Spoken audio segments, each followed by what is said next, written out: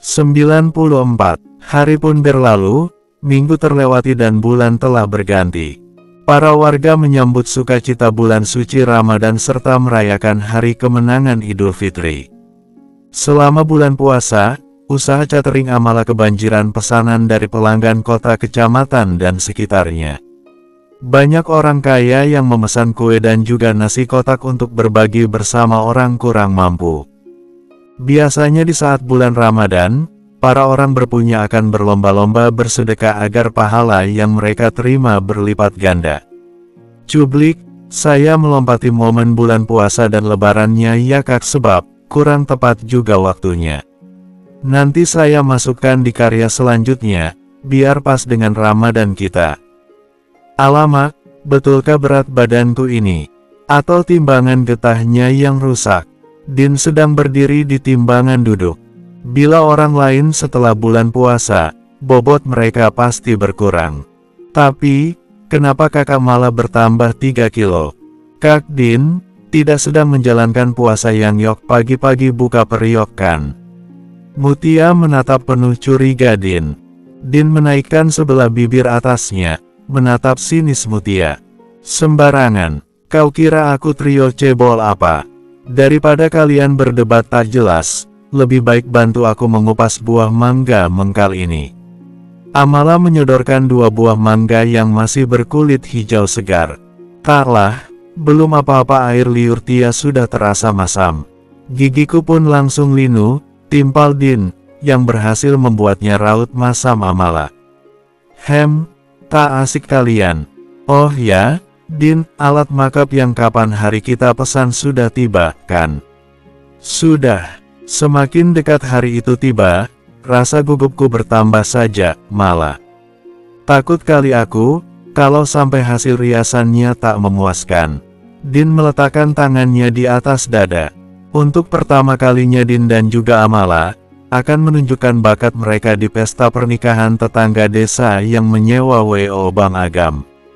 Berlebihan, tinggal poles tuh bedak dan kawan-kawan, apa susahnya coba. Paling kalau tak bagus ya jadi macam muka kuntilanak, yang wajah dan leher putih, tapi punggung tangan hitam, belum lagi alis segaris mirip celurit. Mutia mencibir abis si Din. Hahaha, terkadang aku kasihan kalau melihat pengantin wanita yang wajahnya macam ditepungin, tetapi warna leher dan kulit tangan dibiarkan saja. Mirip belang-belang kulit harimau putih, belum lagi celak di bagian bawah mata hitam dan tebal betul. Amala mengusap sudut matanya yang berair, Mutia dan juga Din ikut terbahak-bahak. Malah, kalau bisa tiap tahun kau hamil terus. Biar awet sifat suka gibahmu ini. Jadi, tak ada lagi yang namanya si sesat dan si paling baik, sebab kita telah menjadi satu aliran. Din menepuk pundak Amala. Betul kak, biar Tia pun tak bingung kalau mau mencari teman bila ingin membicarakan keburukan Kak Din. Tanya kau tengok, aku duduk tepat di depanmu, Tia. Berani betul kau cakap macam tuh. Mengapa tak berani? Kita sama-sama makan nasi, lagi pula lebih bagus berucap di depan orangnya langsung daripada diam-diam membicarakannya di belakang. Biar dosanya pun tak terlalu berat, dan lagi pula manalah seru sembunyi-sembunyi macam tuh. Dengus Mutia. Alhamdulillah, alis dan bulu mataku sudah tumbuh. Tak perlu lagi pakai celak empuh tong bajil kesayanganku tuh. Ayek meraba alis dan juga bulu matanya. Ya Allah, terima kasih banyak, sekarang hidungku sudah memiliki penyaringan debu lagi. Danang mencubit-cubit bulu hidungnya yang masih tumbuh sekian senti. Hamba malu ya Allah, maaf bukannya mau mengeluh. Ini bukan lagi hal lucu, tetapi aneh. Masa rambut depan bertunas dan yang belakang rimbun. Hamba bingung hendak bagaimana, ya Allah. Mau ditaruh mana wajah ini bila diejek teman sekolah. Rizal menitikkan air mata, melihat kepalanya yang depan botak dan belakangnya berambut subur. Hahaha, Ayek dan Danang terpingkal-pingkal melihat raut memelas Rizal. Di antara mereka yang paling sial nasibnya adalah Rizal. Sudah kami beritahu dari kapan hari, lebih baik kau botak saja kepalamu itu. biar sama rata tumbuh rambutnya. Bukan macam, entahlah bingung pula aku mau cakap apa tentang bentuk hiasan kulit kepalamu tuh. Ucap Ayek seraya memperhatikan Rizal. Tak mau aku, nanti betulan bisa lihat tuyul seperti kata Kak Din. Sekarang aku tak lagi tampan, habis sudah bulu alis dan mata, kepala pun tak berambut. Menyesal aku tak mendengarkan ucapan emak. Kak Din kok dipercaya, dia saja sering menipu kita. Cibir Ayek. Tapi, kali ini aku percaya. Banyak yang bilang kalau orang tak punya alis dan bulu mata bisa melihat makhluk tak kasat mata, tampik danang.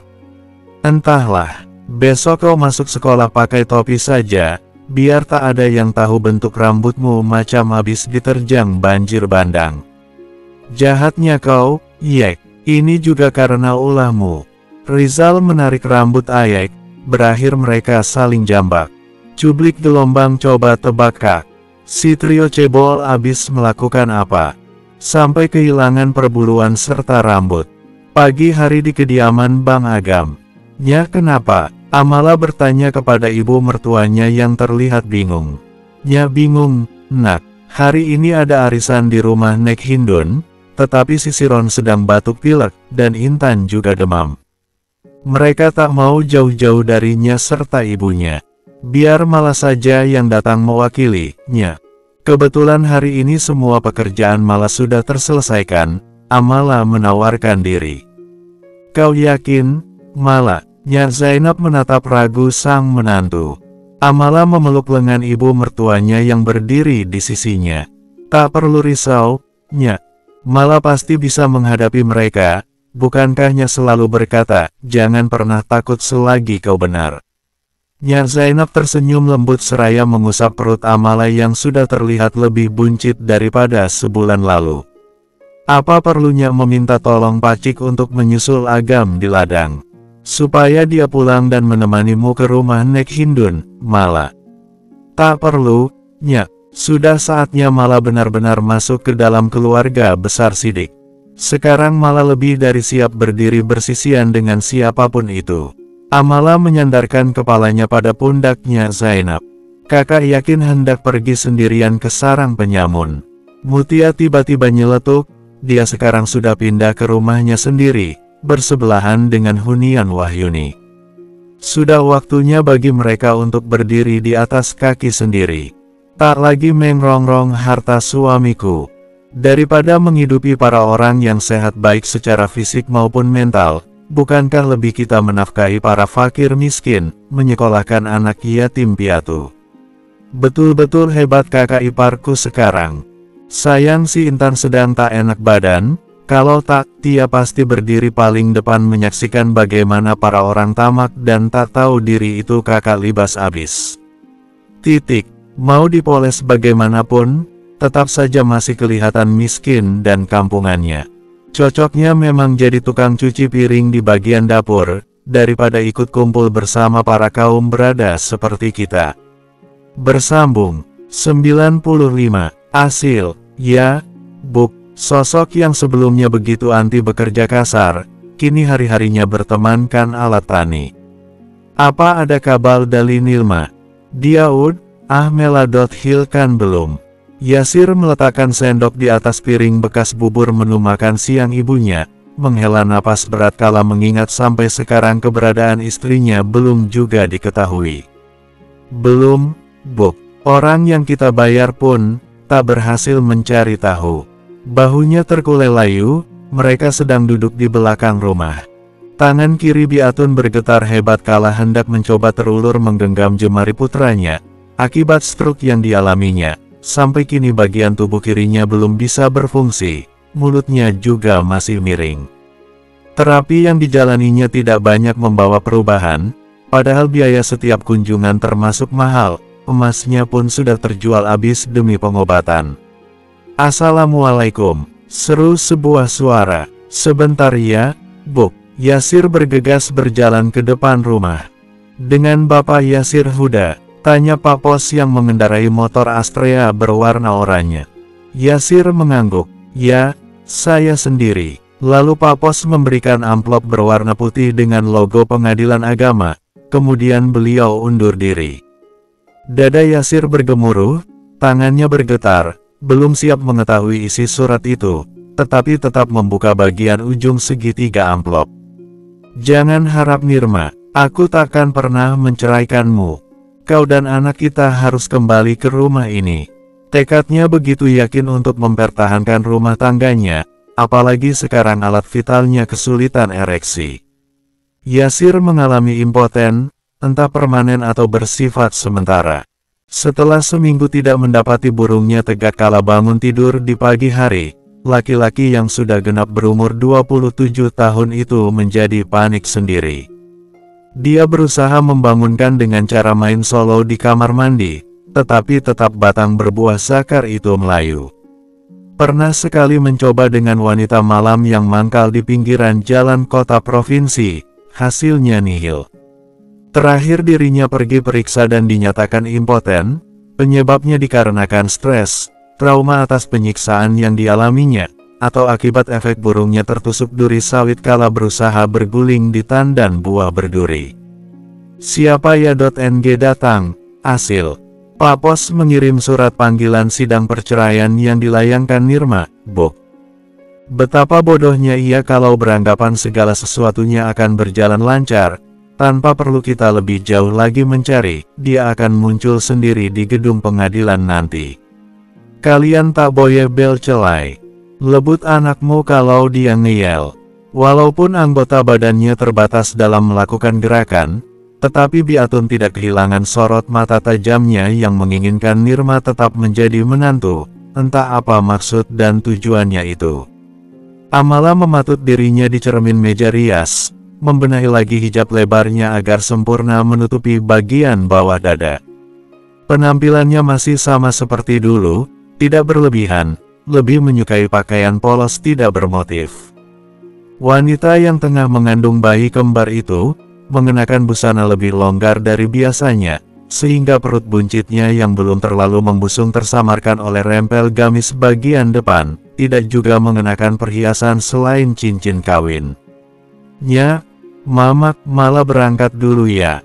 Amala mencium punggung tangan sang ibu mertua, dan ibu kandungnya. "Hati-hati, Mala, ingat kau tengah mengandung. Jangan lupakan juga kalau suamimu itu begitu ketat dalam menjagamu serta anak kalian." Maksyam mengelus pucuk kepala sang putri, yang dibalas anggukan. Nyak Zainab pun melakukan hal yang sama, bahkan tidak memperbolehkan sang sopir pergi dari rumah Nek Hindun, harus tetap berjaga-jaga dari kejauhan. "Aku seperti mengantarkan seseorang hendak pergi berperang." Padahal yang mau didatangi oleh Kak Amala adalah rumah wanita tua renta. Wahyuni bergumam sambil menepuk-nepuk bokong Siron dalam gendongan.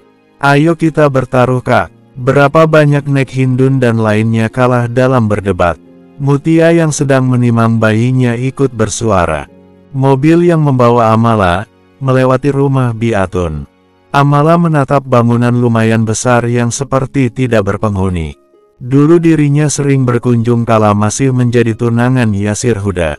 Rasanya baru kemarin aku dipermalukan sedemikian rupa, tak dianggap, lalu dicampakkan bagaikan barang rongsokan. Namun, Allah Maha Pengasih, menggantikan luka itu dengan 1000 kebaikan yang tak pernah kusangka. Monolognya dalam hati sembari mengusap lembut perutnya. "Nak, kita sudah sampai. Beritahu Pak Cik, sopir pribadi keluarga Sidik." Amala tersenyum teduh, mengucapkan terima kasih, lalu membuka pintu mobil bagian tengah, netranya memindai setiap hal yang tampak mata. Rumah panggung Nek Hindun yang berhalaman luas, sudah terdapat beberapa mobil dan motor terparkir. "Ayo nak, kita putus rantai makanan mereka. Biar hasil jerih payah Bapak tak sia-sia," ajaknya sambil melangkah tenang. Wah wah wah, lihatlah siapa yang datang. Menantu kesayangannya Nyak Zainab begitu percaya diri hendak mengikuti perkumpulan para kelas atas. Tapi lihatlah penampilannya yang masih terlihat begitu udik layaknya itik buruk rupa. Bidan Rani bersedekap dada, berdiri di teras panggung berlantai papan. Amala, tak perlu kau memaksakan diri. Mau bagaimanapun usahamu tetap saja takkan terlihat berkelas, yang ada nanti malu sendiri sebab tak mengerti pembahasan kami. Kau kan mengertinya hanya seputar menggembala kambing, ngarit, panen cabai di ladang. Cedah ikut mencibir Amala, mau dipoles bagaimanapun, tetap saja masih kelihatan miskin dan kampungannya. Cocoknya memang jadi tukang cuci piring di bagian dapur, daripada ikut kumpul bersama para kaum berada seperti kita. Sambung Cedah. Nek Hindun yang mendengar suara ribut-ribut pun turut ke depan, memperhatikan sosok yang berdiri seorang diri di halaman rumah. Bagaimana bisanya Zainab mengirim menantunya ke sini? Mana tak ada membawa buah tangan lagi. Ekspresi Amala tetap datar, tatapan matanya begitu tenang, dia melangkah pelan menaiki undakan tangga. Tangannya tetap berada di sisi tubuhnya, memilih berdiri berjarak dari 3 orang yang menatap nyalang. Untuk apa membawa sesuatu kalau apa yang kalian konsumsi adalah hasil dari keringat suamiku? Saya memang tak berminat menjadi wanita ala-ala kota, yang berkumpul hanya untuk pamer harta. Tak mengapa miskin, daripada menjadi benalu tak tahu malu. Fisik sehat, tetapi malas berusaha. Malah mengandalkan harta orang lain demi memenuhi gengsi agar terlihat berkelas, padahal aslinya. Amala tersenyum penuh cemooh. Cedah maju mengikis jarak, dia begitu malu sekaligus emosi. Perkataan Amala berhasil mengundang bisik-bisik para tamu yang ikutan menonton pertunjukan seru. Amala memasukkan tangannya pada saku samping gamis, meremas sesuatu yang dia bawa dari rumah. Cedah. Darwis menegur sekaligus menghentikan aksi adiknya. Ketegangan itu pun mereda, suasana kembali seperti semula. Acara ajang pamer yang berkedok arisan berjalan lancar. Amala duduk sendirian di pojokan beralaskan karpet mahal, netranya menatap lekat apa saja yang terlihat, serta telinganya mendengar bagaimana para wanita ini terlalu menyombongkan apa yang mereka punya. Amala, daripada duduk layaknya orang bodoh macam tuh, mending ke dapur sana. Bantu pembantuku mencuci piring. Biar ada gunanya sedikit kau di sini. Cedah berdiri tepat di depan Amala. Baik, Amala lebih dulu mengembangkan gamisnya, agar perut buncitnya tidak terlihat, lalu berdiri dan melangkah ke dapur. Rani terkikik geli. Dia memang pantas jadi pelayan ketimbang Nyonya Sidik. Macit, tolong menjauh dari saya. Amala meminta asisten rumah tangga Nek Hindun menyingkir, netranya menatap lekat jam dinding. Walaupun sungkan, Macit tetap menjauh. Tanpa menggulung lengan baju, Amala mulai menyabuni peralatan makan yang kotor di bak cuci piring. Tiba-tiba telinganya mendengar derus suara mesin motor. Calon ibu itu tersenyum penuh maksud terselubung, mengambil tumpukan mangkok kaca yang belum dibilas dan piar. Hei wanita miskin, betapa bodohnya kau, berani kau menghardik istriku, CEUDAH. Bersambung, 96, sebelumnya, motor Agam Sidik memasuki halaman rumahnya, pria berpakaian kerja dengan kaos penuh keringat itu memarkirkan kendaraan roda 2 di halaman teras.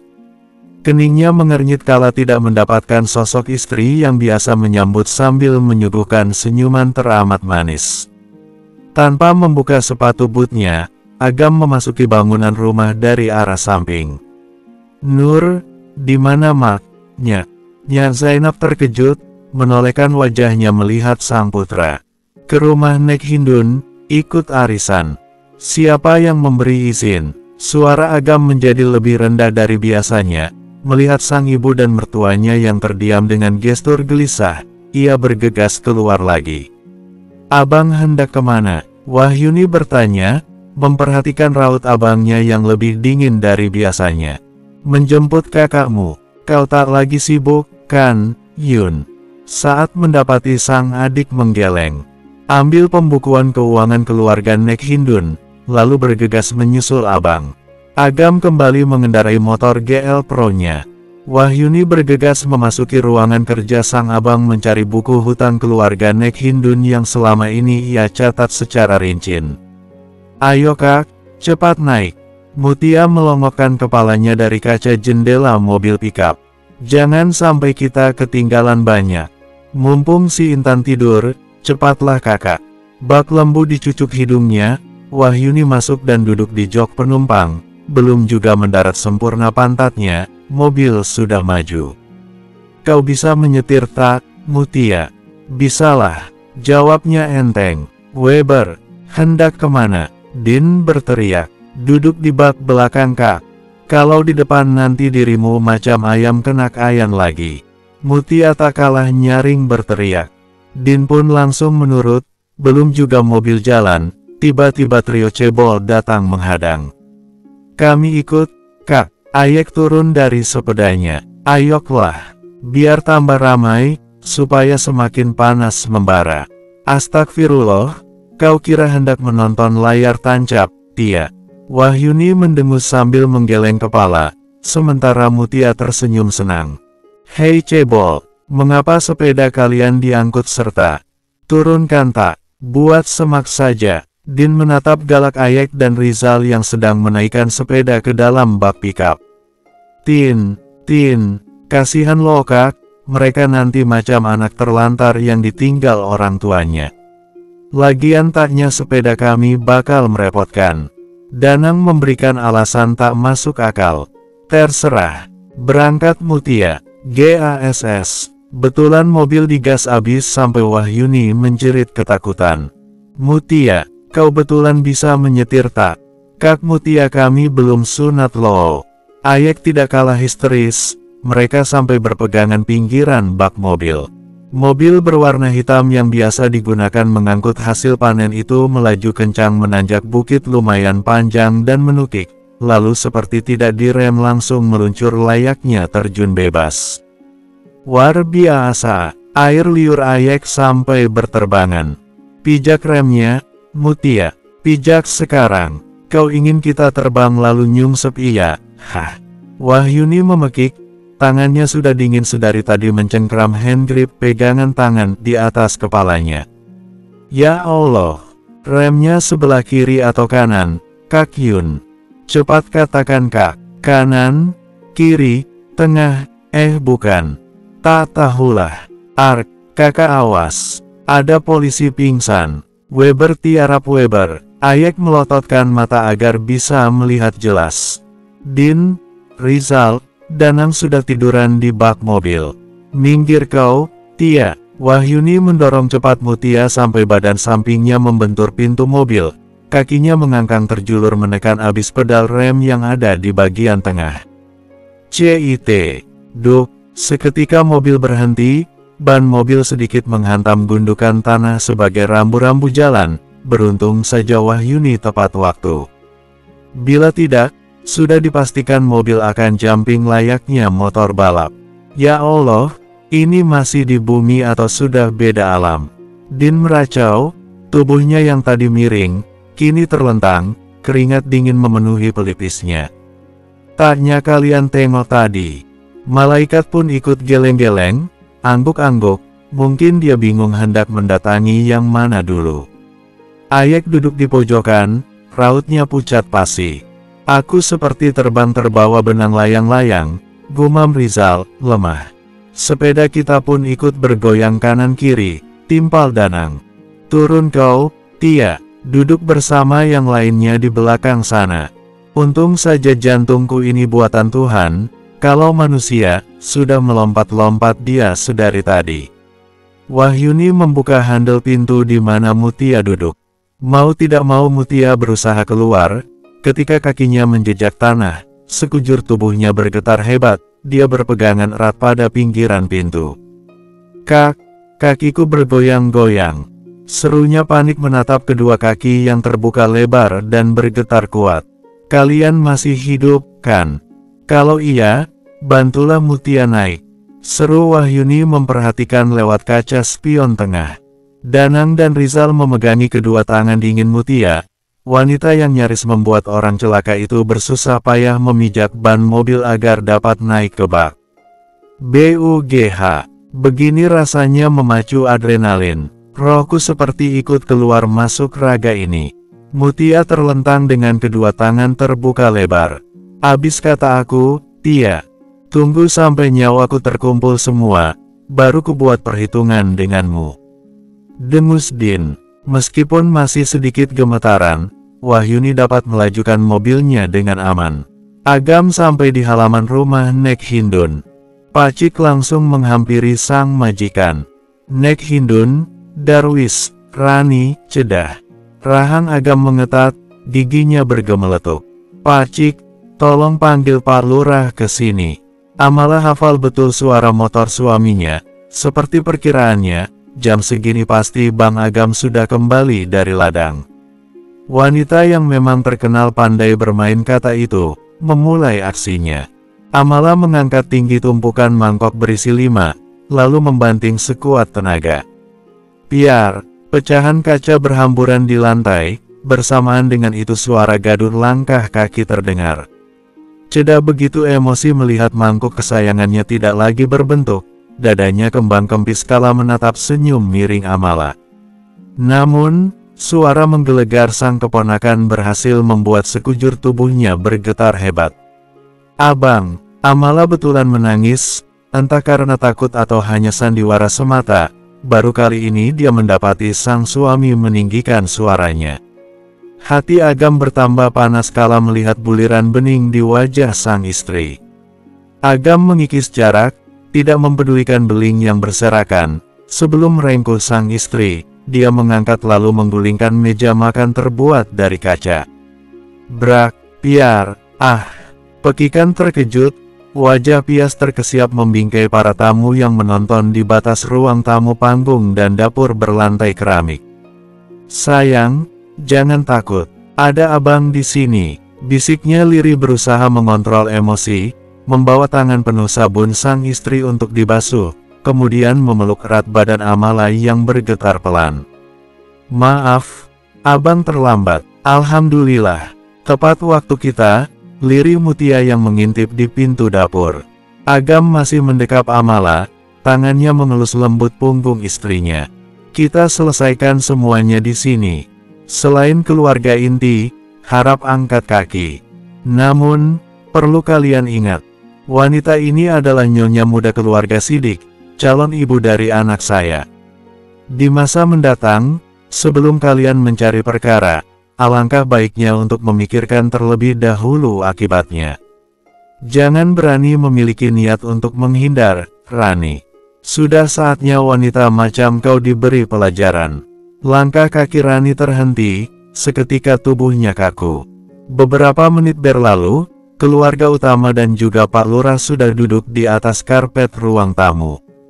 Nek Hindun, Darwis dan Cedah beserta anak menantu, terlihat begitu gelisah. Tangan Amala digenggam erat oleh Agam. Semenjak kami menikah, urusan keuangan keluarga sudah diambil alih oleh istri saya. Nur Amala, memiliki hak penuh dalam mengatur segala hal yang menyangkut keluar masuknya rupiah. Pihak Nek Hindun saling bertatap, dengan mimik sulit diartikan, sungguh mereka tidak tahu menahu soal ini. Amala menatap lembut wajah suaminya, lalu seketika raut mukanya berubah sinis kala memperhatikan sosok yang sebelumnya begitu angkuh. Mulai detik ini, saya menghentikan semua dana penyokong perekonomian keluarga Nek Hindun. Adapun soal hutang piutang akan dihitung cermat dari hal terkecil sampai pengeluaran terbesar. Bila ternyata keluarga Nek Hindun kedapatan berhutang, maka sudah sepatutnya kami menagih. Yang namanya hutang wajib dibayar bukan? Bersambung.